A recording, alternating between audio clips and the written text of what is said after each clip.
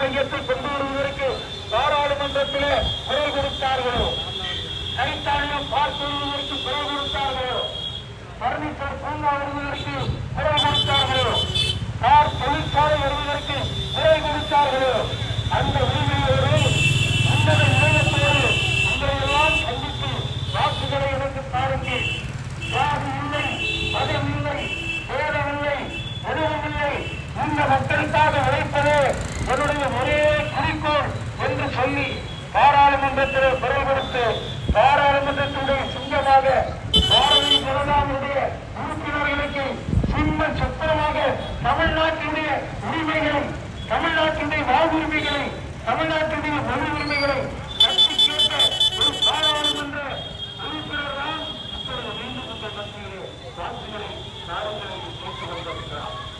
என்னென்று ஒன்றாருக்கும் உயிர்விண்டாம் உயிரில்லை செய்தன்றி கொண்ட மகனுக்கு எந்த வலுவனி வார்த்தைகளுக்கு ஏற்ப வாக்குகளை நாம் அள்ளி தர வேண்டும். வெற்றி கனிகளை அறுவை சகோதரியார் கனிமொழியார் அவர்கள் கையில் கொடுக்க வேண்டும். நம்முடைய மாவட்ட கழகத்தின் செயலாளர் அந்த வெற்றி கனிகளை கொண்டு நம்முடைய காவலியார் அவருடைய கரங்களிலே ஒப்படைக்க வேண்டும். இதுதான் தூத்துக்குடி பாராளுமன்ற தொகுதியினுடைய வாக்காளர்களுடைய லட்சியம் என்று சொல்லிக் கொண்டிருக்கிறார். சுதந்திர தியாகிகள் போரிட்ட இடம், ஆலோசி செக்களித்த இடம், அதே வழியில்தான் இன்றைய தினம் சமத்துவத்திற்காக, உரிமைக்காக, சர்வாதிகாரத்தை ஒழிப்பதற்காக வாக்குகளை எல்லாம் நீங்கள் உதவி சூரியன் சின்னத்திலே பாருங்கள். இந்தியா கூட்டணி மகத்தான வெற்றியினை பெற வேண்டும். இந்திய திருநாட்டில் ஒரு புதிய வரலாறு படைக்க வேண்டும். சர்வாதிகாரத்துடைய எதிர்த்து அதிகாரத்தை வீட்டிற்கு அனுப்ப வேண்டும். அனைத்து மக்களும் சமமாக ஒற்றுமையாக வாழ வேண்டும். விவேசமில்லை, அனைவரும் இந்தியர்கள் என்ற உணர்வில் வாழ்வதற்கு வாக்குகளை எல்லாம் உதயசூரியன் சின்னத்திலே அருமை சகோதரியா கனிமொழியார் அவர்களுக்கு பாருங்கள். உங்களுடைய அன்பான வரவேற்பிற்கு இதயம் கனிந்த நன்றியை தெரிவித்துக் கொள்கிறோம். வந்து கொண்டிருக்கிறார்கள். மாநகர செயலாளர் ஆழ்ந்த செயல் நின்று கொண்டிருக்கிறார். சாலைகள் எல்லாம் உங்களுக்கு அமைத்திருக்கிற வணக்கத்திற்குரிய மேயர் ஜெகன் பெரியசாமி நின்று கொண்டிருக்கிறார்கள். வாசல்கள் பாருங்கள்.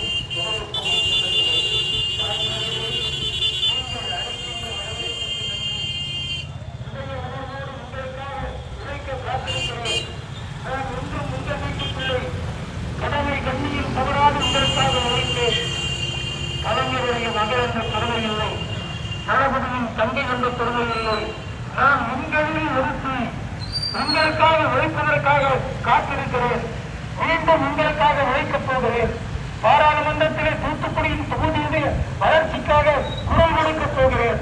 ஆனால் இந்த பாசிசிய ஆட்சியை வீட்டிற்கு அனுப்ப வேண்டும். இந்த திருநாட்டில் இந்தியர் யாவரும் என் உடன்பிறப்பு, இந்திய நாட்டை உளமாற நேசிக்கிறேன் என்கின்ற வார்த்தைகளின் வரிகளுக்கு ஏற்ப நாம் மீண்டும் பாராளுமன்றத்தில் குரல் கொடுக்க வேண்டும். அதற்காக வாக்குகளை தாருங்கள், வெற்றியை தாருங்கள். உங்களுக்காக உழைப்பதற்கு எனக்கு உத்தரவிடுங்கள் என்று கேட்டு அருமை சகோதரியார் கனிமொழியார் அவர்கள் உங்கள் மத்தியிலே ஒருவரும் கூட்டி வைத்திருக்கிறார். அமைச்சர் கீதா தீபதிகளை வாக்குகளை கேட்டு வந்திருக்கிறார்.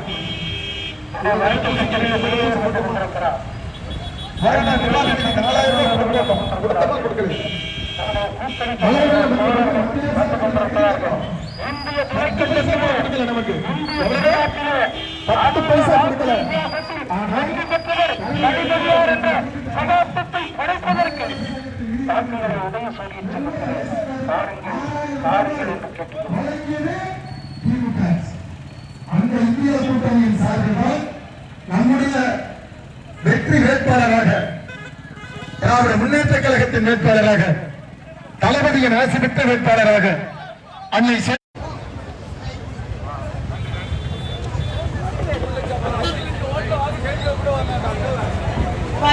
வாங்க பத்மா வாங்க முன்னால ராமர் உள்ளிட்ட நம்முடைய கழக செயல் வீரர்கள் எல்லாம் கலந்து கொண்டுள்ளார்கள். இந்த நிகழ்ச்சியிலே வரவேற்பு கொடுத்தமைக்கு அனைவருக்கும் நன்றி.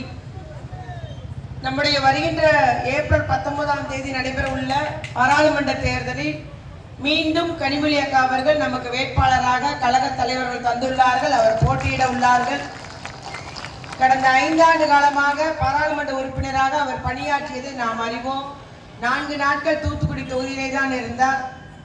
டெல்லியிலே ஒரு மீட்டிங் முடிச்ச உடனே தூத்துக்குடிக்கு வந்துடுவாரு. அந்த அளவுக்கு மக்களோட மக்களாக இருந்து பணியாற்றியது நீங்கள் எல்லாம் கண்கூட கண்டீர்கள்.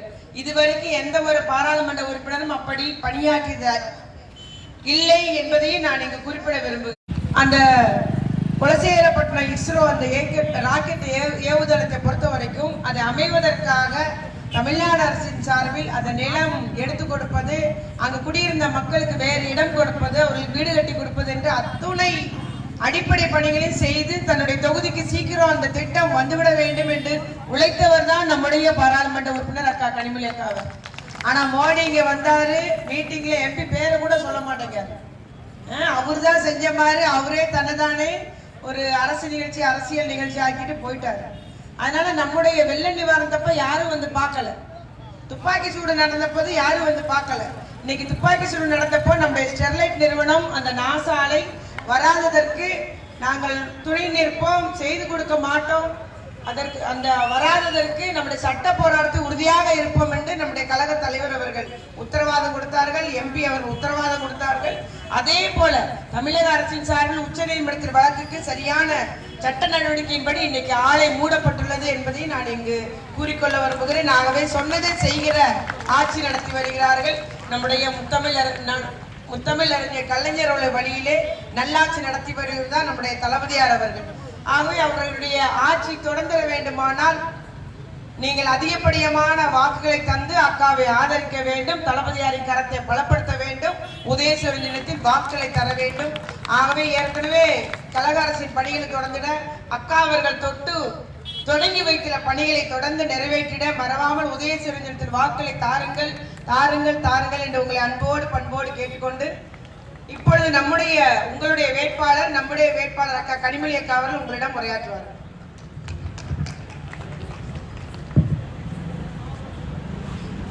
உங்களுடைய அன்பான வரவேற்பிற்கு என்னுடைய மனமார்ந்த நன்றியை முதலில் தெரிவித்துக் கொள்கிறேன்.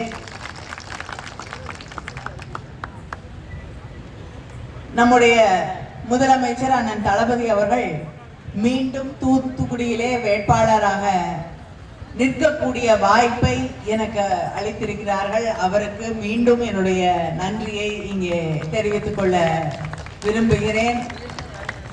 சென்ற முறை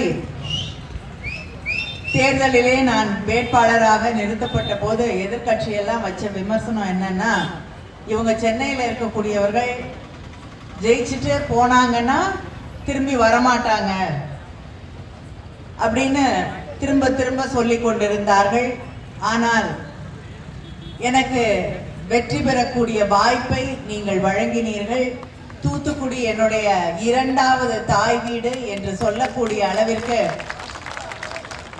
என் மீது அன்பை பொழிந்திருக்கக்கூடிய தொகுதிதான் இந்த தூத்துக்குடி என்பதை நினைக்கும் பொழுது எனக்கு மகிழ்ச்சியாக பெருமையாக இருக்கிறது. 5 ஆண்டுகளாக உங்களில் ஒருத்தியாக நின்று நான் பணியாற்றி இருக்கிறேன் என்ற அந்த உரிமையோடு உங்களிடம் வாக்கு கேட்க வந்திருக்கிறேன். நம்முடைய முதலமைச்சர் அண்ணன் தளபதி அவர்கள் எத்தனையோ நெருக்கடிகளுக்கு இடையேதான் இன்று நம்முடைய மக்களுக்கான திட்டங்களை உருவாக்கி தந்து கொண்டிருக்கிறார்கள். ஒன்றிய அரசாங்கம், மோடியோடைய அரசாங்கம் நம்ம கிட்ட இருந்து நிதி வாங்குறாங்க, வரி வாங்குறாங்க.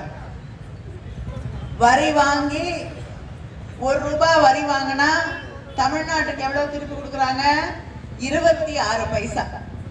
நம்ம கிட்ட இருந்து நம்ம மக்களுடைய வரி பணம், நம்ம அரசாங்கத்துக்கிட்ட இருக்கக்கூடிய வரி பணத்தை வாங்கி ₹1க்கு 26 பைசா திருப்பி கொடுக்குறாங்க. இதே அவங்க ஆட்சி செய்யற உத்தரப்பிரதேசத்துக்கு என்ன செய்யறாங்க? ₹1 வட்டிக்கு ₹2 பைசா, 2 டபுள். சரி, காசு கொடுக்குறீங்க, அங்க ஏதாவது வசதி இருக்கா, வாய்ப்பு இருக்கா? எதுவுமே கிடையாது. கொரோனா காலகட்டத்திலே தமிழ்நாட்டிலே நம்முடைய முதலமைச்சர் அவர்கள் ஆட்சி பொறுப்பேற்ற தேர்தல் முடிஞ்சு பதவி கூட ஏத்துக்கல. அண்ணன் தளபதி அவர்கள் அதுக்கு முன்னாடியே கொரோனாவை எப்படி கட்டுப்படுத்துறது, மக்களை எப்படி பாதுகாக்கிறதுன்னு அங்க இருக்கக்கூடிய அதிகாரிகளை கூப்பிட்டு கூட்டம் நடத்தினார்கள். அதற்கு பிறகு எல்லா ஹாஸ்பிட்டல்லையும் எப்படி வசதிகளை சரி செய்து மக்களை பாதுகாப்பது என்று திட்டம் தீட்டி மக்கள் பாதுகாக்கப்பட்டார்கள் தமிழ்நாட்டிலே. ஆனா உத்தரப்பிரதேசத்துல ₹1 கொடுத்தா ₹2 திருப்பி கொடுக்குறாங்கல்ல, அந்த உத்தரப்பிரதேசத்துல எந்த ஹாஸ்பிட்டலும் வேலை செய்யல. அங்க இருக்கக்கூடிய மக்கள் உள்ள ஹாஸ்பிட்டல் உள்ள போய் அங்க அனுமதிக்க முடியாமல் அப்படியே வெளியில ஆட்டோல அவங்களுக்கு ஆக்சிஜன் வைக்கணும்னா ஆட்டோல வச்சாங்க. டாக்டருக்கு ரவுண்ட்ஸ் வரணும்னா வெளில வந்துதான் அங்கே வெளியிலே அந்த மீன்பாடி வண்டிகள், ஆட்டோ, பஸ், லாரி இப்படி இல்லைன்னா அங்க இருக்கக்கூடிய பிளாட்ஃபார்ம் இப்படி படுத்து கொண்டிருந்த மக்களுக்கு சிகிச்சை அளிக்கக்கூடிய ஒரு நிலை இருந்தது. அதே போல இங்கே எத்தனை லட்சம் பேர் நடந்து தன்னுடைய மாநிலத்திற்கு இங்கே பணியாற்றக்கூடியவர்கள் போனார்கள்னு பார்த்தோம். அதனால கொடுக்கிற காசை கூட பிஜேபி ஆட்சியில இருக்கக்கூடிய மாநிலங்கள்ல சரியா பயன்படுறது கூட கிடையாது, மக்களுக்கு போய் சேருவது கூட கிடையாது. இப்படிப்பட்ட ஒரு ஆட்சி தான் நடைபெற்று கொண்டிருக்கிறது. இவங்களுக்கு ஒத்துப்பாடி ஒத்து ஊதி இவங்க சொன்னதுக்கெல்லாம் ஓட்டு போட்டு விவசாயிகளுக்கு எதிரான சட்டங்கள், தொழிலாளர்களுக்கு எதிரான சட்டங்கள், எதை கொண்டு வந்தாலும் சிறுபான்மை மக்களுக்கு எதிரான சட்டங்கள் எதை கொண்டு வந்தாலும் அதுக்கு ஓட்டு போட்டு ஜெயிக்க வச்சது அதிமுக, எடப்பாடியுடைய அதிமுக என்பதை நாம் மறந்துவிடக் கூடாது. 2 பேரும் ஒண்ணுதான். இந்த தேர்தலுக்காக பிரிஞ்சிருக்காங்க, மறுபடியும் 2 ஸ்டிக்கரும் ஒட்டிக்கும். அதனால தயவு செய்து நம்பாதீர்கள். நம்முடைய முதலமைச்சர் அவர்கள் இந்த பகுதியிலே இருக்கக்கூடிய மக்களுக்காக சில நாட்களுக்கு முன்னால் வந்து மிகப்பெரிய கார் தொழிற்சாலை வின்ஃபாஸ்ட் என்ற நிறுவனத்தை வெளிநாட்டு முதலீடை 16,000 கோடி முதலீடை கொண்டு வந்து தந்திருக்கிறார்கள். அந்த நிறுவனத்துல இந்த பகுதியிலே இருக்கக்கூடிய இளைஞர்களுக்கு, இளம் பெண்களுக்கு வேலை வாய்ப்பு உருவாக்கி தரப்பட வேண்டும் என்பதற்காக அந்த நிறுவனம் என்ன எதிர்பார்க்குதோ அந்த தொழில் திறமையை இங்கே இருக்கக்கூடிய இளைஞர்களுக்கு உருவாக்குவதற்காக ஒரு ஸ்கில் டெவலப்மெண்ட் நான் முதல்வன் என்ற அந்த திட்டத்தை அந்த தொழிற்சாலையில வேலை கிடைப்பதற்காக இந்த பகுதிக்காக உருவாக்கி தருகிறேன் என்று வாக்களித்திருக்கக்கூடிய உறுதியளித்திருக்கக்கூடிய முதலமைச்சர் அண்ணன் தளபதி அவர்கள்.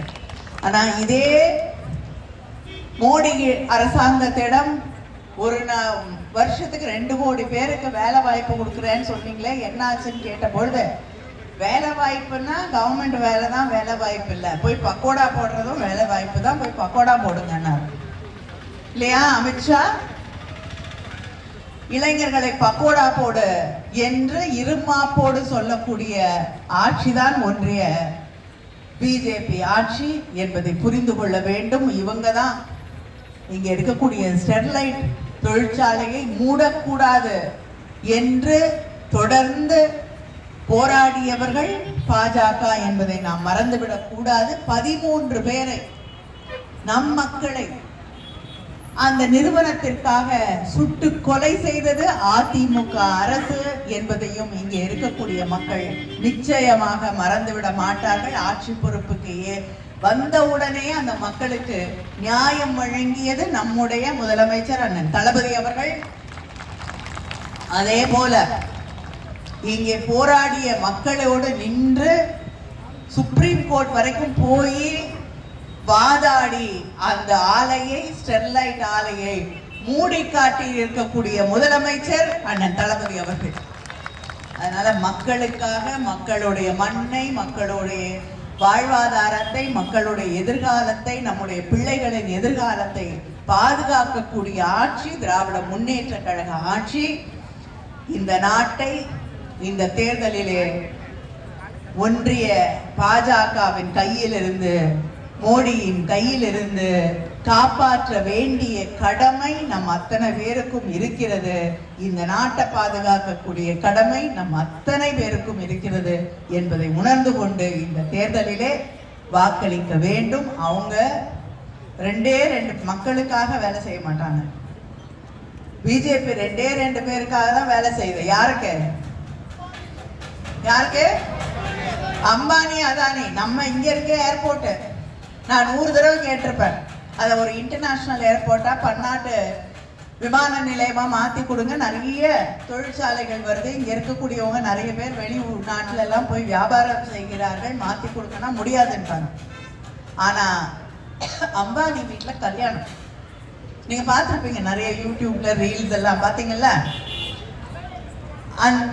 அந்த கல்யாணத்துக்காக ஒரு டிஃபென்ஸ் ஏர்போர்ட்டை 10 நாள்ல பன்னாட்டு விமான நிலையமாக மாற்றி தருகிறார் இந்த நாட்டுடைய பிரதமர். அப்ப யாருக்காக பிரதமரா இருக்காரு? நமக்காகவா? அம்பானி, அதானி அவங்க உத்தரவு போட்டா நடக்கும், நம்ம கேட்டா ஒண்ணும் நடக்காது. அதனால அவங்களுக்கே வேலை செய்யட்டும், அவங்களோடயே இருக்கட்டும், அவர் போகட்டும். மக்களுக்காக பணியாற்றக்கூடிய இந்தியா கூட்டணி ஆட்சி கட்டிலே அமர வேண்டும் என்பதை நாம் இந்த தேர்தலிலே உறுதி செய்ய வேண்டும். நாடு நமதாக வேண்டும், 40ம் நமதாக வேண்டும். மறவாதீர்கள், உதயசூரியன் சின்னம், தலைவர் கலைஞரின் சின்னம் உதயசூரியன், தளபதியின் சின்னம் உதயசூரியன், உங்கள் சின்னம் உதயசூரியன். நன்றி, வணக்கம். இன்றைய பிரச்சார பயணத்தில் முதல் நாள் பிரச்சார பயணம் கலந்து கொண்டுள்ள அத்துணை கழக